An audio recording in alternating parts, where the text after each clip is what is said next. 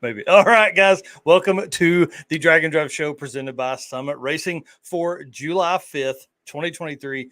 That's right. We're back. We're going to explain in a little more all about all this stuff. If you are new here, my name is Mike Narks, and I run this whole stuff we've got going on right here. Eric, tell them who you are and what you do, and let's get into this thing, man. I am Eric White. I am your co-host for the Drag and Drive show and Drag and Drive News. Yep. I was thinking about this earlier. I kind of showed up in the first episode and haven't really left since. So hey, that's a good thing. That's a good thing. I also run my own channels, 815 LSX Swaps and Motorsports Paparazzi.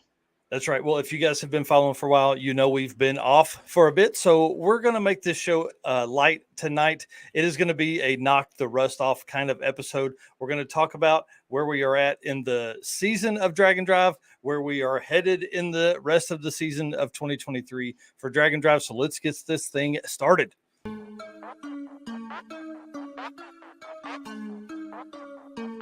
Guys, I'm here with Dave Teresi, Mr. Energy.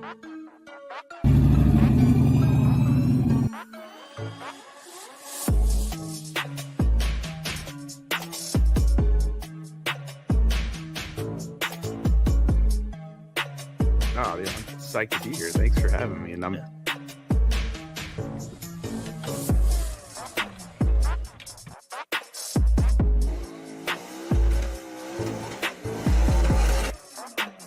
Oh, we're looking this for a 6 something. That's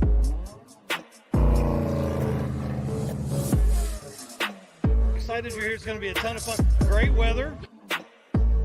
What's going on, guys? Thank you so much for having me. I'm really excited about this right here.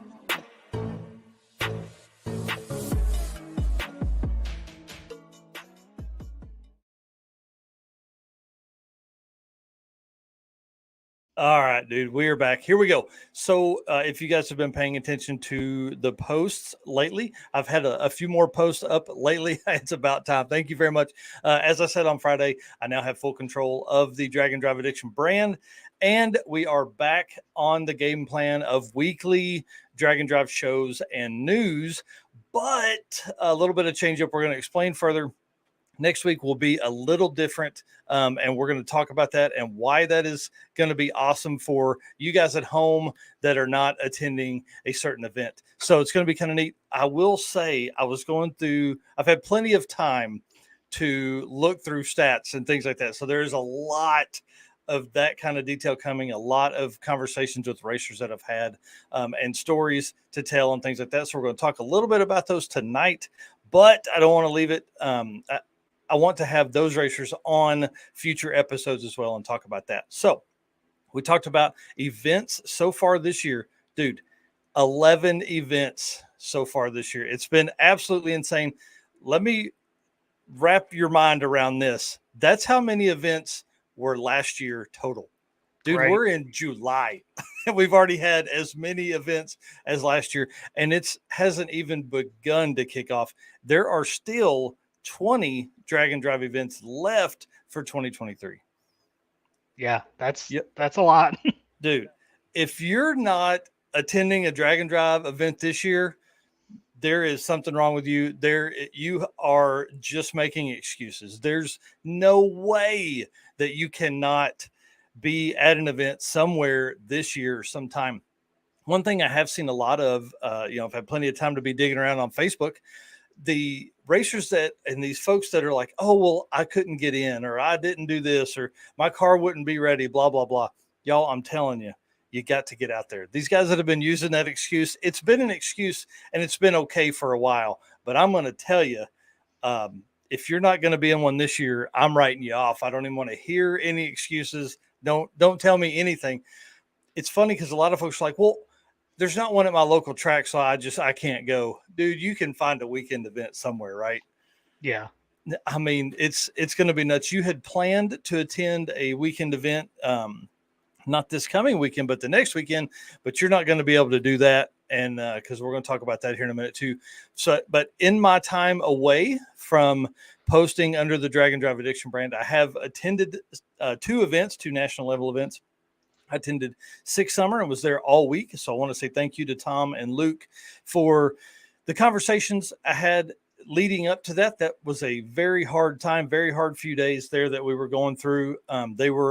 Their openness and willingness to kind of, talk with me through that stuff. And then ultimately, let me bring some of that to the event as well was really, there's a lot of appreciation from me to them for letting me do that. I appreciate that. They could have easily said, no, we don't want that drama here. And I don't think there would have been any drama, because once I showed up, I think there was almost a relief from the racers that were there, that we were able to meet and talk face to face through a lot of the struggles that had been going on the days before that, and even months before that. So it was really good for me to go. Plus, I got to see a lot of friends that I won't be seeing. There's several folks that aren't signed up for another event this year. So it's really kind of crazy to think that each one of these, as you're cruising along with all those people won't be the same group of people at the next event. Right. So we see a lot of the same people all the time, but when you start looking at it, and that's kind of the stats we do, there's maybe only 10 or 15% of an event that overlaps between other events. So unless you have folks like Phil Balmaceda or Dustin Cottle, who's done 5 events this year, both of those guys have done 5, but they've done different events. Chris, Story, and Phil drove to Alaska for Alaska Speed Week. Dustin has been at Sick Week and Rocky Mountain Race Week 1.0. So it's crazy that you're going to end up in all of these different spots. Clark Rosenstengel, I saw him at Six Summer. He was both at Sick Week and Six Summer. It's just these groups of folks kind of, we're all nomads. I see Hargett Automotive in here. Ryan and his wife Tammy are getting ready for Midwest Drags, and y'all, they hold the current record for, I think, Super Street. Ryan, correct me if I'm wrong. And this new setup on his car is going to bust that record. I'm telling you, that car looks fast. The parts look fast. I don't think I've seen a pass in it yet on Facebook or Instagram, but I know it's coming. So that's kind of fun. Talked about me attending Rocky Mountain Race Week. So I'll tell you a funny story, and then we'll get into some good stuff. So I bought a tent. Eric and I went back and forth about can I even tent camp, or am I too bougie? So I bought this tent to attach to my 10x10 canopy. I thought, man, this will be perfect, right? Well, driving up on Thursday, pull into town, meet with Jonathan Stonecipher, Daryl, Glenn, Carter Snell, and Greg Jones. I meet them for dinner. They're already eating. I sit down and eat. We're talking, and I'm like, oh yeah, I bought this tent. Hargett says they are untested, so who knows? I bought this tent, so I'm going to tent camp for the weekend because I haven't done that. And so I'm like, oh, well, it'll be fine. Well, Carter goes, well, it's going to rain. It's balls off tonight at like 2 a.m. And I'm like, oh man, well, I don't want to get wet. And then Jonathan goes, well, Carter, don't you have a spare bed in your room? I was, man, can I split that hotel room with you? So Friday night or Thursday night, I stayed with them. And then Friday night, I thought, oh, it'll be fine. I'll camp. So the event ended. We get back to the track at like midnight or 12:30. I'm like, I've never put this tent up at all. By the time we stopped talking to everybody that is also tent camping, I'm like, I'm not going to mess with this because I need to be back on the road by 7 a.m. I'm not going to mess with this tent. I hadn't even taken it out of the box yet. So I slept in the car. So I spent $84 on a tent to attach to my canopy and then slept in the car. So my back still isn't right. So anyways, those are things you learn. It was 580 miles one way to Kearney, Nebraska, but it was so worth it to see so many of my race car friends up there. If you were not following Rocky Mountain Race Week stuff, you're crazy, because Jason Hurley, story of the week, swaps his twin turbo big block 6-second capable engine out for a carbed big block, like RV out of an RV big block. It looked great, but it had Edelbrock carb on it, factory manifolds, and they just dumped right to the fender. I love the just hard determination that Jason had to make that swap and then drive it 450 miles so he could finish the event. Now, and he made it. Yeah, dude, it made it. And I can only imagine when you're at a gas station and you're talking to people and you're like, oh yeah, this big tire car right here, this big tire 3rd gen Firebird is the fastest car on the property at this event out of 300 plus cars. This is the fastest one. And they're like, okay. Orange RV cam and a 600 CFM Edelbrock on top of it. Yeah, somebody said boat engine. Yeah. It may have been a boat engine. I thought it was an RV, the way they were posting in the comments, but it may be a boat engine. It was pretty impressive to see him do that. And I can only imagine how much the converter hated, or how much that engine hated, a big torque converter that they would have in that car. So the Jason Hurley story was one of my favorites. That dude has no quit. I mean, swapped the engine right there, bought it at like midnight or 1 a.m. and then swapped it in and drove. That's one benefit to the drive days that Rocky Mountain Race Week has. One, because they're so far, but then two, you have a little bit of time in case something happens. So Right. he swaps that in, then drives from Pueblo, Colorado to Kearney, Nebraska. I think it was like 450 something miles. So pretty awesome. John Pinkering swapped his engine in his Colorado, and I think ends up winning or 3rd place in his class. So he podiums. And then Austin Alsop sets the new record for junior street. So that's pretty awesome. Those guys run 8th mile. And I think he had like a 9:15 average or something like that for the week. So, we're raising up I think he's 14 or 15 years old and set the record last year. And then obviously reset it again this year with a lower time, and won last year with like a 9:30. So I think it was a 9:15 this year. So it's pretty impressive to be that young and understand the bracket ability of a car, because other than like his dad also raced that car during the week in another class. And so, I mean, it wasn't necessarily set up to run 9.0s in the 8th, And yes, like this Facebook user says, and they drove the car from Cali. So talk about a father and son trip. That's pretty cool. And then I think didn't Blaine and them, didn't they have to swap a rear end from the sister's car into their car? Yep. So something happened with Michaela's car, and the way Tom was telling me, we were on the guardrail and Tom's telling me the story, and he basically said, she told him, I'm done. I'm out. I don't want to do this no more. Like this event I don't want to do this event anymore. And so he had broken an axle. Well, they were completely different setups. One was a 9-inch, one's an 8.8, and they worked their butts off and made it work and got it swapped. And he come out, and I want to say he won the stick shift class. So pretty impressive stuff there. I'm pulling it up now. Let's see here. Sorry. I should have had all of that ready. You know what I mean? Right. Well, like you called it, it's the knock off the rust episode. So yeah, we gotta remember how to do this again. Yeah, I'm sorry. Bill Armstrong won the stick shift class. Okay. Yeah. Where is Tom in here? Sorry. Give me just a second. We're working through this. I should have had all this ready. Yeah, Tom's a little further down. Ran some 9s all week, but then the final day ended up with a 13.6. That's right. And put him at 10.5. So he was leading going into the day, going into the final race day, and then obviously couldn't pull it off. So pretty awesome setup from them. And to see Blaine actually driving, I don't know if you guys saw the 1320 video, and I'm sure you'll see some of Blaine's videos coming up, but two foam pads in behind him, and then one foam pad under him so he can see and drive. But he drove, I think, the entire trip except for maybe 100 miles, 120 miles, something like that. So just crazy to think about. That's awesome. Got to see my friend Red Hat Scotty up there. He was up making licensing passes in the black car. Yep. So that's exciting. He commented earlier, said it's his birthday. He's at a concert, so he's not going to be able to catch it, but glad to see we're back. Well, I mean, I think we should sing him happy birthday if we had a lot of other people here. We're not going to, but happy birthday, Red Hat Scotty. Yeah.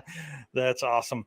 Man, I feel like I'm just blasting through stuff. Obviously, Corey Thompson reset the record. His goal, he's really chasing the Drag and Drive World Champion. So he now leads that point series with 73 points with his reset of the hot rod record, both ET and mile an hour. So it went from like an 8:20 to an 18 with his 180 miles an hour average. Pretty intense out of that 67 Chevelle. It's twin turbo. setup. It's what twin turbo LS. It's a wild car, and if it had some, like dog dish hubcaps on some Steelies, you would think it was just any old 67 Chevelle. It looks good, and that car absolutely moves out. So, and he had some issues at Six Summer that he was Yeah, working through, lifters. right? Yep, lifters pulled the heads off in the pits on I think it was day 3. So that was kind of cool to walk by himself. He's in there working on that stuff, getting everything done and tore down. That was pretty amazing to watch him do that. I'll tell you, the Six Summer trip was really cool. I really ran around a lot more than I think I talked to almost every racer that was on the grounds, and a bunch of them that I knew got tired of me hanging around with them, I'm sure. So, and it's wild because you were literally in my backyard, and then I'm in a totally different state, so I didn't even get to make it. So I know that you suck. It's okay, but it was like a family trip. You were on a thing, so we get it. That's the way it works. But it was wild that you were all the way up here, and then I end up somewhere else the same week. That's exactly right. Well, you want to talk about you being in another state in next week? Because I'm going to be in another state next week too. Yeah, we are. We are going together to be at Midwest Drag. So we're going to head out there, and we're going to talk to some of the racers and some of the people chasing the world champion. So we're going to have all kinds of content. So that is going to be the reason we are going to miss the weekly live stream next week and probably Saturday because we'll be traveling. We'll be coming back or sleeping in that morning, one of the two. Yes. So our plan is to roll in Sunday night, and I'm sure one of us will probably hit some of the live stream throughout the week, and then also some of the announcing. Maybe Josh will be nice enough to let us sit up there with him and talk about that stuff. But yeah, we're going to be there to gain content, to talk to racers, to follow, like Doc McIntyre's coming out. His goal is to reset the Pro Street NA record there, get those points, and lay down some serious 7-second passes. So, VMP is the fastest racetrack in all of drag and drive history. It's where Bailey ran his 599. So it's kind of cool to go back there. And then, of course, I've never been to any drag strips out there. I've really never even driven in that part of the country much. So, or at all, in that part at all. So it'll be kind of cool. We may have to leave a little early. Yep, Chris Story, I got you there, bud. Leave daily early and maybe see some of the sites while we're out there and stuff like that. So. Yeah, it should be a good time, and I've seen a few people here in the chats that are going to be there, so it'll be cool. Pictures, content, videos. Yeah, lots of new faces. I saw that comment earlier with the Summit Racing Midwest Race. A lot of new people are going to that event, so it'll be cool to welcome them in. I see Aaron Roberts talking there about us coming to Heads Up Hustle.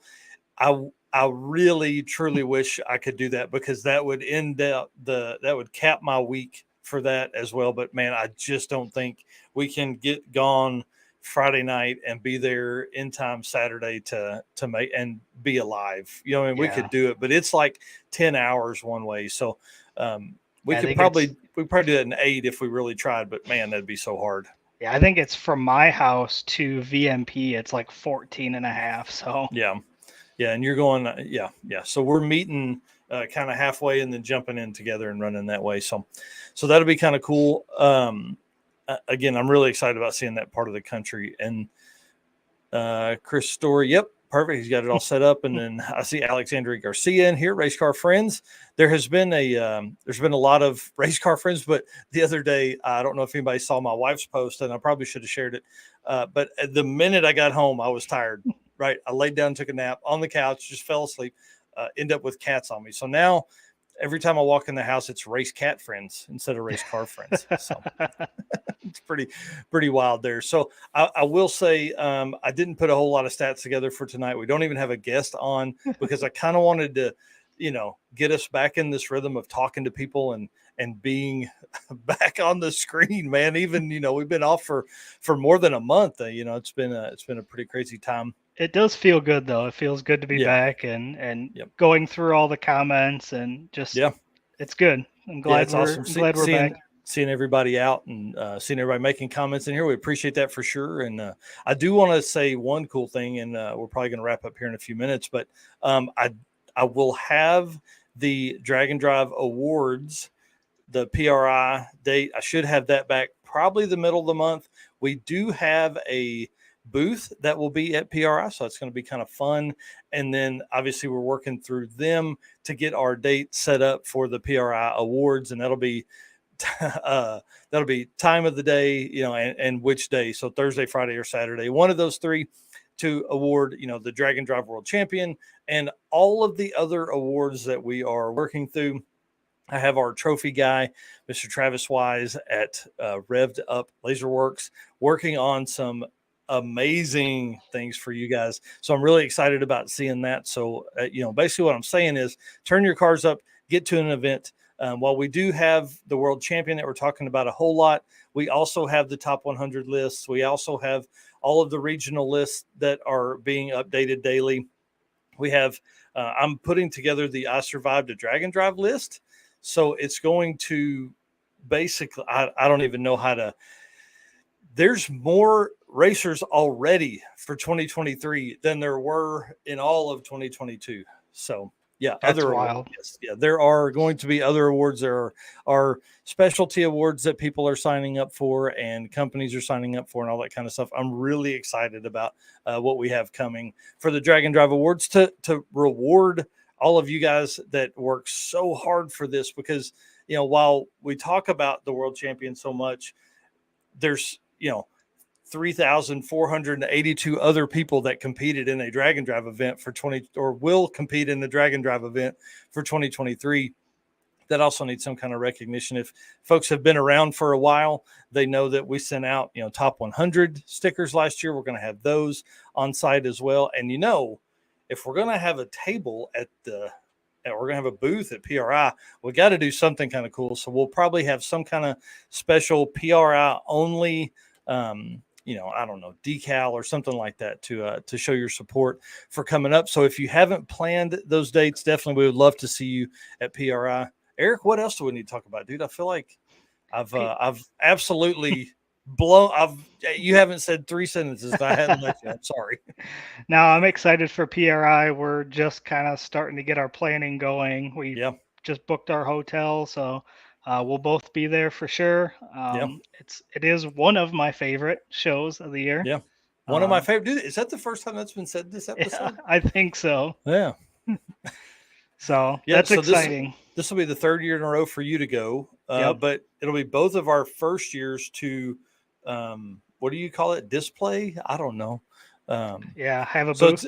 We're gonna have some fun in that thing for sure. We're gonna play some kind of goofy games, and I don't know. We're gonna have some giveaway stuff and all that. So we really are doing that because we need that booth to set up for the award show. So that gives us an opportunity to get in early, get all of our stuff in there, and not have to worry through all that. So I want to say thanks to Travis Wise. If you guys don't follow him on Facebook, you need to. He's a great dude. He's a racer, all that kind of stuff.